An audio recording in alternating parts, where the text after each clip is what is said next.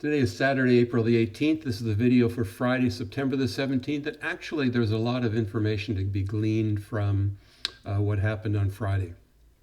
A lot of optimism right at the close of the market. So starting about 2:45, you can see the markets just shot up and started to make new highs for the day. NASDAQ didn't. NASDAQ just came back to its high of the morning. But the Dow and the S&P 500, very strong movement towards the end of the day with all of this talk about reopening the economy and Gilead's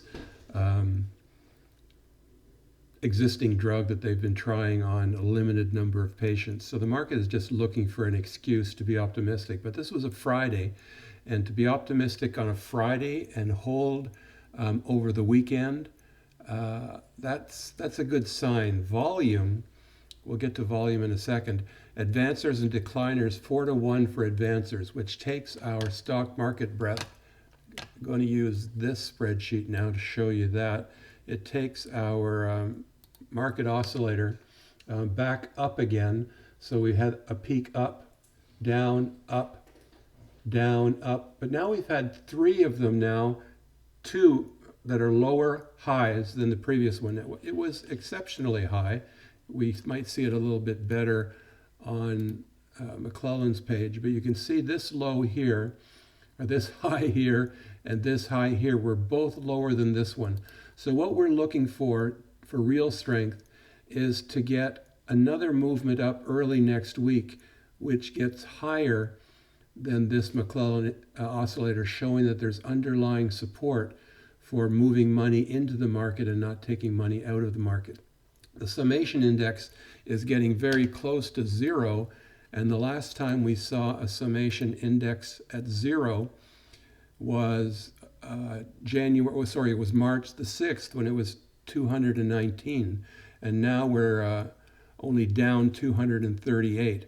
So it's quite possible that early next week, if we have advancers and decliners in our favor, that we'll get back to a summation index which is forward-looking, long-term forward-looking, and positive. Let's take a look at the volume, where we had a big update. So we had more up components of the New York Stock Exchange than we had any other day this week, but still fell short of what we saw for 3 days of last week when the market was making this move up. But it certainly is bullish, but volatility still remains.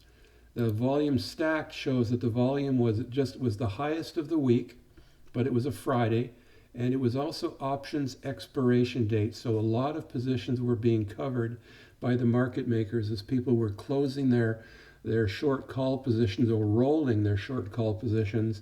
The market makers had to buy stock for their bank account to make sure that they're always neutral. Or slightly positive in their favor, of course. So that accounts for the lot of this volume, so don't read too much into it. Let's go now and look at the charts. And we're going to see a lot of these Gartley type patterns. Remember, there are 3 of them. When you have a retracement of 38% of the first down leg, that is called a bat. When you have 50%, that's an alternate bat. When you have 50%, it's a bat. When you have 61.8%, it's a Gartley. When you have 78.2%, it's called a butterfly. And the whole family of patterns are named after the mathematician who spotted them as harmonics, and that would be somebody named Gartley. But what you're seeing is a continuation in the S&P to the first Gartley target of 3150, and now we've successfully crossed the 50-day EMA, but we are looking at resistance at the 200 EMA. If we put all of our stuff in here, we can see that we also pushed over the 50 simple moving average, and we're approaching a fairly thin part of the cloud, which if we can get through it next week, that's great. Look at the Chiku span, stopped by the 8 moving average, but it's squeaked up between these 2 candles. That's bullish. Could have gone below the candle and given us a problem, but it's moved up. So now the Chiku span only has the 8 EMA in front of it, which should be fairly easy to penetrate, and a very thin cloud. So this is bullish for the S&P 500 going into next week. The volatility index dropped slightly. Let's look at our major ones now. Apple, 282, so down. It doesn't have any Gartley pattern forming. So we're just looking basically at the moving averages. Let's look at our cloud, and you can see that we've had now 1, 2, 3, 4 days where we've had resistance by the cloud, and our Chiku span has been resisted by the 8 EMA for the last 2 days. Oh, sorry, that was back here. Yeah, that's the current Chiku span. So right here, resistance by the 8, day before Thursday, resistance by the 8. Again, Apple has a possibility to slip through this thin cloud as well, and then has this flat cloud on the other side that it will either leap or come down and test. Amazon down slightly, but look at Amazon's pattern. That's a true Gartley now, where XA move was to 61.61, 61.8%. And it popped up and it stopped exactly at 150% of this down move. So you take this move, it's 100% back to here, it's 150% back to there, and technical traders were sitting right there waiting to sell. And again, in terms of any recovery by Amazon, sellers were at the 138.2%. Now the next one is 127 point something percent. We can add that Fibonacci later, you can add it yourself. Google probably has an auto harmonic here, and there it is, and it's heading up to its first target with support today on the 200.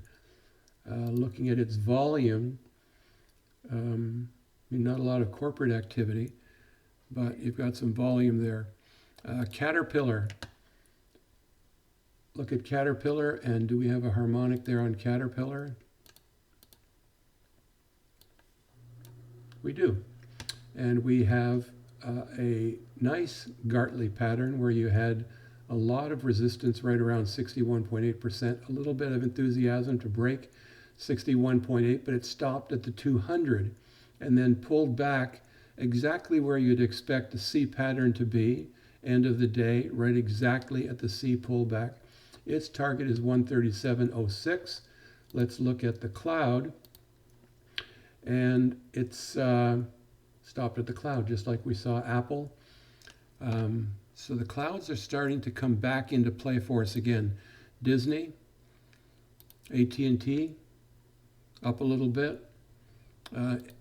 Home Depot. Home Depot has this lovely bat pattern with a 50% retrace, and you can see we stayed at that 50% 1, 2, 3, 4 days, and then got rejected down to a perfect C landing, and we're approaching 213.16, which sits at the 200-day moving average. Now that's just too much of a coincidence for it not to happen.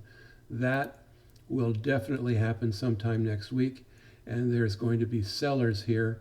So we're just going to put an alert right there, and we're going to say when it crosses the, this is a nice feature of Motive Wave, when it crosses the 200 EMA, we want to get a little ding ding there and tell us, because there's going to be sellers sitting there, and I might be selling some positions as well.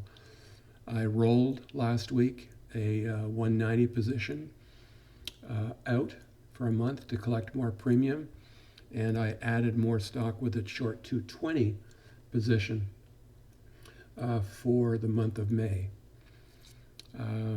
Whirlpool. Does Whirlpool have a Gartley here? Probably. Does not. But it's chugging up towards the 50. Let's look at some of the other stocks that folks have wanted us to ask. Smile Direct Club has now pulled up to this trend line where we have an alert, and the alert was triggered, but only briefly, and then it pulled back. So we're still looking for price to rise and stay over 469 if you're bullish on Smile Direct. CSCO pretty much found its target on this Gartley pattern, very close. That would have been Tuesday, and Friday fell a little bit behind it. We're looking for CSCO to break the D, and we can put in a alert right here, create an alert on that price, and that would be an opportunity to buy and sell at the 200, and then buy again after successful break of the 200 and sell at 48. Or you don't sell at the 200, you just put a trailing stop on your order to conserve your profits. NVIDIA, somebody pointed out NVIDIA. I think that was Eric, that was, Andy. That's going to be a great trade. Talking to somebody today about the future of virtual reality becoming more important as people start to spend more time at home, and that becomes a reality. So NVIDIA, I suspect, has a pretty strong position in the chips that are going to be used for virtual reality. Yesterday's pullback might have been an invitation to buy. So if we don't have more pullback and NVIDIA pops up on Monday, you might want to look at some call spreads. Buying, let's say buying the, where are we now? We closed at 291. You could buy the 290, sell the 300. You could buy the 295, sell the 305. You could do a $5 spread, 300, 305. And you could do the month of May, thinking that this move will happen sooner rather than later. And talking about May, you know, the old statement about sell in May and go away hasn't been the case for the last 3 or 4 years. But I did see a headline that said that's exactly what might happen this year. If we can make a recovery in April and get back to some decent positions very close to where we started to drop, and that could be 31.50, you may see people selling in May and saying, I'm going to wait for the economy to reopen, the schools to reopen in August and September, and the restaurants and the movie theaters. We may be in a honeymoon phase for the summer, and just a little bit too volatile, and there may be fewer traders to bring liquidity to the market. See you on Monday. What am I expecting? I'm expecting a challenge of the 200 and a challenge of the cloud Monday or Tuesday.